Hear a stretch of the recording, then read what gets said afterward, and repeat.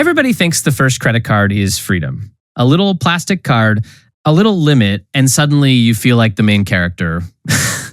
But that tiny card is not freedom. It is usually the first time the bank politely hands you a rope and asks you to call it convenience. Because for millions of young Americans, the first card does not build independence. It builds debt with better lighting. So what really happens? Why does something that feels so harmless end up becoming a monthly panic attack in disguise? Why do people swipe for coffee, pizza, Uber, a hoodie, and one day look at the statement like it is a breakup text? That is the strange part. Credit cards do not usually destroy lives in one big hit. They do it one small swipe at a time. Now let's not do the lazy thing and blame only bad spending. Yes, impulse spending is real. Yes, some people treat credit like free money. And yes, that is a fantastic way to meet your future suffering early. But the card itself is only half the story. The bigger problem is that credit cards are designed to feel painless. No cash leaving your hand, no visible damage, no emotional alarm. Just tap, approve, smile, repeat.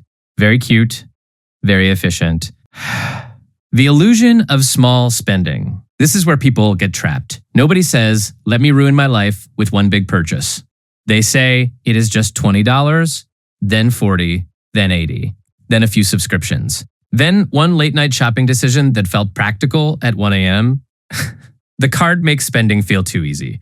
And when spending feels easy, discipline starts sounding like an old man with a warning sign. Credit cards do not ask, can you afford this? They ask, will it swipe? The minimum payment trap. This is where the real joke begins. Because the statement arrives and says, relax, you do not need to pay everything. Just pay the minimum. That sounds helpful. It is not helpful. It is financial anesthesia because paying the minimum is basically telling the debt, take your time. I'm in no rush to heal. The bank gets interest. You get stuck. Everyone is happy except the person holding the bill. And this is why young people fall for it so easily. Because at 18, 19, 21, credit does not feel like debt. It feels like adulthood. It feels like status. It feels like I finally made it. But the card does not care about your age, your vibe, or your confidence playlist. It only cares whether you pay on time. The credit score bargain. Here is the irony.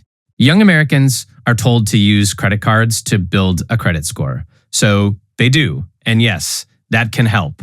But now they are being asked to use a tool that can help them while also being the same tool that can quietly hurt them. That is like being told to learn swimming by standing in a pool with a loose floor tile.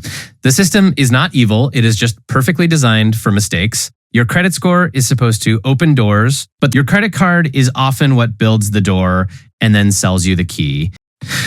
The shame cycle. And there is one more thing nobody likes to admit. Credit card debt is emotional. It makes them hide. It makes them avoid opening the app, then avoid the statement, then avoid the phone call, then avoid the problem until the problem grows teeth. That is how a financial issue turns into shame. And shame is expensive because once people feel ashamed, they stop asking for help early. The bill is not scary on day one. It becomes scary when you spend 3 months pretending it is not real. So the first credit card trap is not just about spending. It is about design. It is about a system that makes debt feel friendly until it starts charging rent in your mind. We were told swipe to enjoy, to pay later. But the real formula is swipe to delay, to interest, to stress, to repeat. That is the movie. And too many young Americans are paying for the ticket without realizing they are already inside the trap. So the answer is not never use a credit card. The answer is respect it before it teaches you respect the hard way. Use it like a tool, not like extra income, because a credit card can help you build your future or quietly finance your bad decisions with a smile. And that, mate, is why the first card is never just a card. It is a test. Thanks for sticking with me. If this hit home, please share it, subscribe, and drop your honest thoughts below. I show up because you show up. See you in the next video. Take care.